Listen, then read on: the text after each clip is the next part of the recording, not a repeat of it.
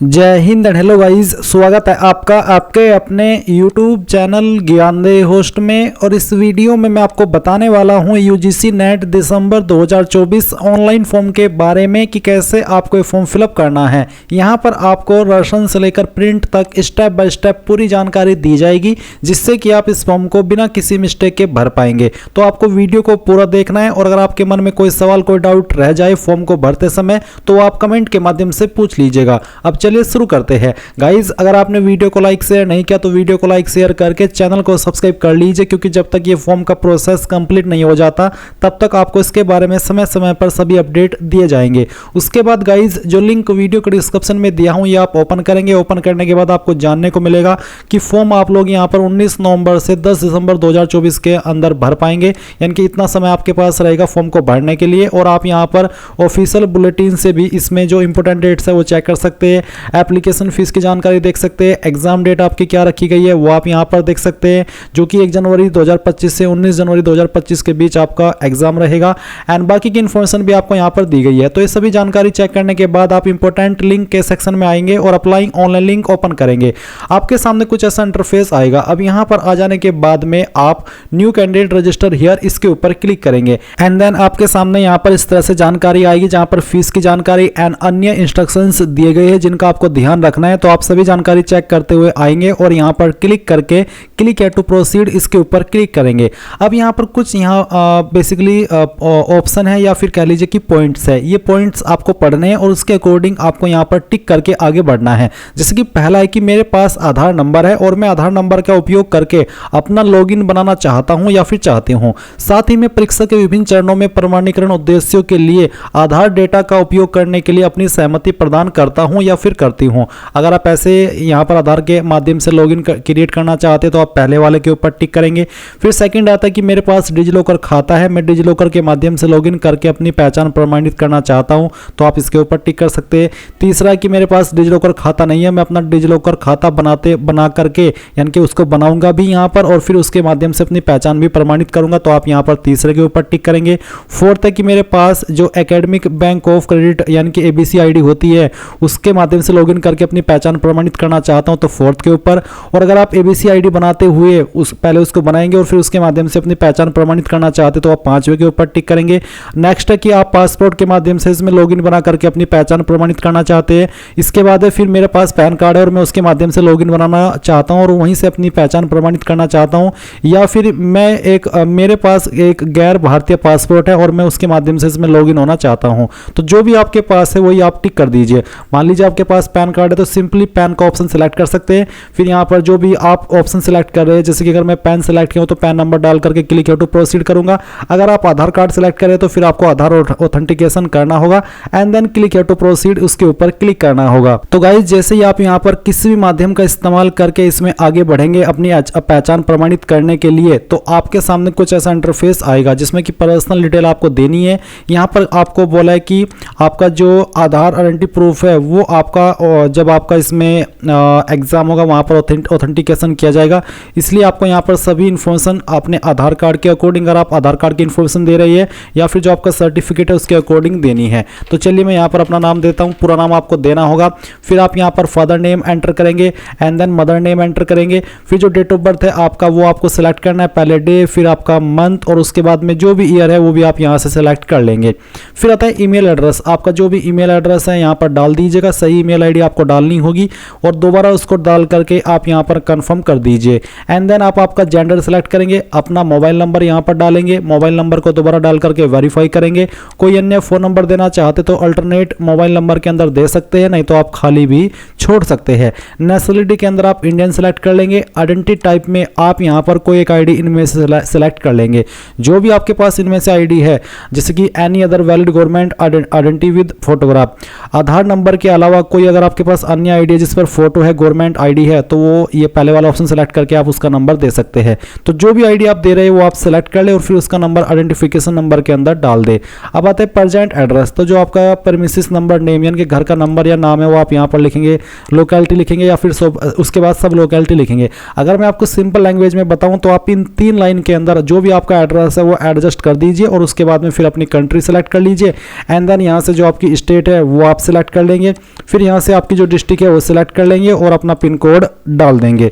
यानी कि इन ऊपर 3 लाइन के अंदर जो भी आपका एड्रेस है, चाहे उसमें आपका घर का नंबर आता हो, विलेज का नाम आता हो, सिटी का नाम आता हो, टाउन का नाम आता हो, मोहल्ले का नाम आता हो, वो आप इन 3 लाइन के अंदर एडजस्ट कर दीजिएगा। इसके बाद गाइज यहाँ पर परमानेंट एड्रेस है और साथ ही सेम एज प्रेजेंट एड्रेस, यानी कि अगर आपका परमानेंट और प्रेजेंट एड्रेस एक ही है तो आप इसके ऊपर टिक कर देंगे, अगर अलग है तो अनटिक करके अलग से भर देंगे। फिर आएगा पासवर्ड, तो आपको यहाँ पर एक पासवर्ड क्रिएट करना है। आपका पासवर्ड कैसा हो उसका एक एग्जांपल आप देख लीजिए।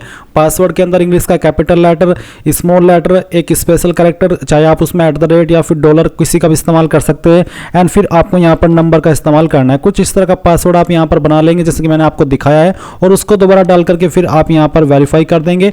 एंड देन फिर एक सिक्योरिटी क्वेश्चन सेलेक्ट कर लेंगे। इस सिक्योरिटी क्वेश्चन का आंसर आपको आपकी चॉइस के अकॉर्डिंग देना है। ये आपको तब काम आता है जब आप आपका पासवर्ड भूल जाते हैं और उसको आप रिकवर करते हैं। अब आप ये सिक्योरिटी पिन डालेंगे, सभी जानकारी चेक करने के बाद सबमिट पर क्लिक करेंगे। अब गाइज आपने जो भी जानकारी भरी है शुरू से लेकर अभी तक, उसका प्रीव्यू आपके सामने है। ऊपर की तरफ सभी जानकारी एक एक करके स्पेलिंग वाइज चेक कर लेनी है और फिर यहाँ पर इनके ऊपर टिक करके आपको बताना है कि हाँ मैंने इन जानकारी को चेक कर लिया है और मेरे अकॉर्डिंग सभी जानकारी सही है। इसके ऊपर टिक करने का मतलब यही होता है। फिर आप आई एग्री करेंगे एंड देन यहाँ पर सबमिट एंड सेंड ओटीपी इसके ऊपर क्लिक करके यस कर देंगे। इसके बाद में गाइज आपकी ईमेल के ऊपर एक ओटीपी सेंड किया गया होगा, वो ओटीपी आप यहाँ पर डालिएगा। आपको ईमेल चेक करनी है और जो ओटीपी मिला है 4 डिजिट का वो यहाँ पर डाल दीजिए। ये सिक्योरिटी पिन डालिए और फिर वेरीफाई कर दीजिए। वेरीफाई करने के बाद आपका ओटीपी वेरिफिकेशन हो जाएगा। अब आपको एक और ईमेल सेंड किया जाएगा जिसमें कि आपको आपका एप्लीकेशन नंबर दिया है, उस एप्लीकेशन नंबर को आप यहाँ पर डालेंगे। जो पासवर्ड अभी आपने बनाया वो पासवर्ड यहाँ पर डालिएगा, सिक्योरिटी पिन फिल कीजिएगा और लॉगिन कर लीजिएगा। लॉगिन करने के बाद में गाइज फॉर्म कंप्लीट करने से पहले आपको मोबाइल वेरीफाई करना है, तो आप मोबाइल वेरीफाई के ऊपर क्लिक कीजिए और यहाँ पर जो आपके सामने सिक्योरिटी कोड आएगा वो आपको भरना है। एंड ये भरने के बाद में आप यहाँ पर सेंड ओटीपी इसके ऊपर क्लिक करेंगे एंड देन आपके इस नंबर के ऊपर एक ओटीपी सेंड किया जाएगा। वो ओटीपी आप यहाँ पर डालिए, कैप्चा कोड फिल कीजिए और वेरीफाई ओटीपी कर दीजिए। अब आपका मोबाइल नंबर भी वेरीफाई हो चुका है। आप यहाँ से ओके कीजिए। ओके करने के बाद कंप्लीट एप्लीकेशन फॉर्म पर क्लिक कीजिए। यहाँ पर आपकी कुछ जानकारी भरी हुई है और कुछ जानकारी आप यहाँ पर आगे चल करके भरेंगे। तो आपका जो एड्रेस है वो आपको यहाँ पर देखने को भी मिल रहा है, और अगर आप इसमें कोई चेंजेस करना चाहते हैं, कोई जानकारी और ऐड करना चाहते हैं तो वो भी आप कर सकते हैं। अगर आपको लग रहा है कि सभी जानकारी सही है तो आप नीचे की तरफ आइए, ये कैप्चा कोड फिल कीजिए, आई एग्री कीजिए and then save and next कर दीजिए। उसके बाद में यहाँ पर गाइज अब आपको पर्सनल डिटेल कुछ देखने को मिल रही है और कुछ जानकारी अभी आपको यहाँ पर देनी भी है। जैसे कि यहाँ पर एक ऑप्शन है कैटेगरी का, तो जनरल है तो जनरल, ओबीसी ईडब्ल्यूएस है ओबीसी ईडब्ल्यूएस, ओबीसी एनसीएल है तो OBC NCL. OBC NCL select करने पर आपके सामने एक और ऑप्शन आएगा जो कि है कि are you willing to apply for NFOBC. अगर हाँ तो यस, नहीं तो आप नो करेंगे। अब ये एनएफओबीसी क्या होता है वो आप यहाँ पर नोटिफिकेशन या बुलेटिन चेक करेंगे तो इसके डिटेल में जानकारी आपको मिल जाएगी। आप एनएफओबीसी वाला ऑप्शन जा करके थोड़ा डिटेल में पढ़ लीजिएगा। तो ये आपको आपकी चॉइस के अकॉर्डिंग आंसर करना है। अगर आप यहाँ पर SC ST है तो भी आपके सामने यहाँ पर एक ऑप्शन आएगा कि are you willing to apply for NFSC, तो यहाँ पर इसका भी आंसर आपको यस नो में करना है। चलिए मैं आपको यहाँ पर खुद से ही नोटिफिकेशन पर लेकर के आया हूँ जहाँ पर मैं आपको बताता हूँ कि एनएफएससी, एनएफओबीसी और एनएफपीडब्ल्यूडी का क्या मतलब है। तो इसका मतलब है कि national fellowship for scheduled caste student, national fellowship for other backward classes. तो बेसिकली है कि अगर आप नेशनल फेलोशिप के लिए अप्लाई करना चाहते हैं, यानी कि SC स्टूडेंट के लिए जो कि ये ऑप्शन है एनएफएससी, तो आप उसमें यस करेंगे। और अगर आप national fellowship for other backward classes के लिए अप्लाई करना चाहते हैं एनएफओबीसी, तो फिर आप उसमें यस कर सकते हैं। तो मैंने इसकी जानकारी आपको यहाँ पर बता दी कि किसका क्या मतलब है। तो अगर आप उसके लिए भी प्रेफरेंस दे रहे हैं, अप्लाई करना चाहते तो आप यस करेंगे। फिर यहाँ पर आपने जो आईडी सेलेक्ट की थी वो आपको देखने को मिलेगी। आप इसको एडिट भी कर सकते हैं और यहाँ पर इसमें चेंजेस भी कर सकते हैं। इसके बाद गाइज यहाँ पर आता है स्टेट डोमिसाइल, तो आप कौन सी स्टेट के निवासी है वो स्टेट आपको सिलेक्ट कर लेनी है। एंड देन फिर यहाँ पर पूछा कि क्या आप विकलांग है इस एक्ट के अकॉर्डिंग। अगर हाँ तो आप बताइए कि आपकी विकलांगता 40% या उससे ज़्यादा या फिर उससे कम या फिर नहीं। तो जो भी स्टेटस है वो आप सिलेक्ट कर लेंगे। क्या आप डायबिटिक है, अगर हाँ तो यस, नहीं तो आप नो करेंगे। फिर आपकी एनुअल पेरेंट की एनुअल इनकम कितनी है वो आप यहाँ पर आपकी जो भी रेंज है वो आप सिलेक्ट कर लीजिएगा। उसके बाद में गाइज यहाँ पर आपको जो कैप्चा कोड है वो एंटर करना है। ये कैप्चा कोड एंटर करने के बाद में आप यहाँ पर नीचे की तरफ आएंगे, आई एग्री करेंगे and then save and next कर देंगे।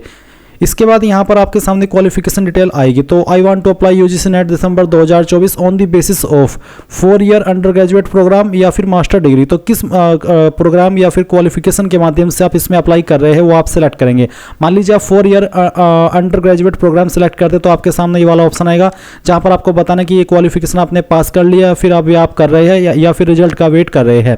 तो जो भी है उस स्टेटस वो सिलेक्ट कीजिए, फिर बताइए कि किस साल के अंदर आपने पास की है, एंड उसके बाद में यहाँ पर बताएंगे कि 4 ईयर अंडर ग्रेजुएट प्रोग्राम कौन सी आपकी क्वालिफिकेशन है वो आपको यहाँ पर एंटर करनी है। जो भी है वो आप यहाँ पर लिख दीजिए। मैं आपको डेमो के लिए लिख करके दिखाया हूँ, आप आपके 4 ईयर का अंडर ग्रेजुएट प्रोग्राम यहाँ पर लिखेंगे। उसके बाद में क्वालिफाइंग एग्जाम फ्रॉम इंडिया या फिर आउटसाइड इंडिया, कहाँ से आपने ये क्वालिफिकेशन पास की है वो आप बताएंगे। फिर कौन सी स्टेट से की है वो स्टेट आप यहाँ पर सेलेक्ट कर लेंगे। यूनिवर्सिटी नेम आपको सेलेक्ट कर लेना है। अगर यूनिवर्सिटी नेम लिस्ट के अंदर नहीं है तो अदर का ऑप्शन सेलेक्ट करके खुद से यूनिवर्सिटी का नाम आप यहाँ पर दे सकते हैं। रिजल्ट मोड क्या है, परसेंटेज या सीजीपीए वो आप बताएंगे। अगर परसेंटेज तो फिर आपको बताना कि टोटल मार्क्स कितने हैं। ये नंबर भी मैं आपको एग्जांपल के लिए फिल करके दिखा रहा हूँ। आप आपके रियल टोटल नंबर डालेंगे सभी ईयर के मिला करके, और जो नंबर आपको आए थे वो आप यहाँ पर एंटर कर देंगे इस तरह से।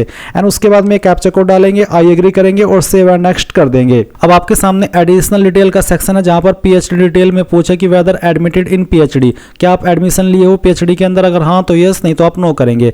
फिर whether master level examination had been completed by 19 September 1991 irrespective of date of declaration of result, यानी कि डेट ऑफ डिक्लेरेशन और रिजल्ट से फर्क नहीं पड़ता।